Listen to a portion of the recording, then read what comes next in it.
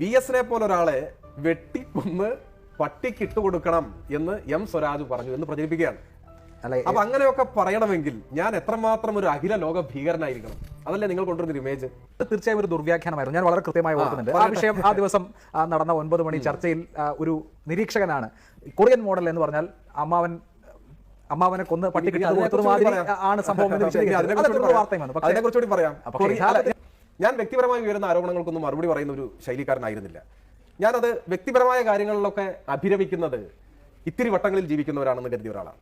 പക്ഷെ ഒരു ഘട്ടം കഴിഞ്ഞപ്പോൾ എല്ലാ അതിരുകളും ബ്രേക്ക് ചെയ്യുകയാണ്. എന്തും പറയാമെന്ന് വരുന്നു. മനുഷ്യനെ വെട്ടിക്കൊല്ലും എന്നൊക്കെ സ്വരാജ് പറഞ്ഞു എന്ന് പറയുക. അപ്പോൾ അത് എൻ്റെ പാർട്ടി നേതൃത്വം തന്നെ അക്കാര്യങ്ങളിൽ മൗനം വെടിയണം എന്നാവശ്യപ്പെട്ടതിൻ്റെ ഭാഗമായി ഞാൻ നിയമ നടപടി സ്വീകരിച്ചിട്ടുണ്ട്.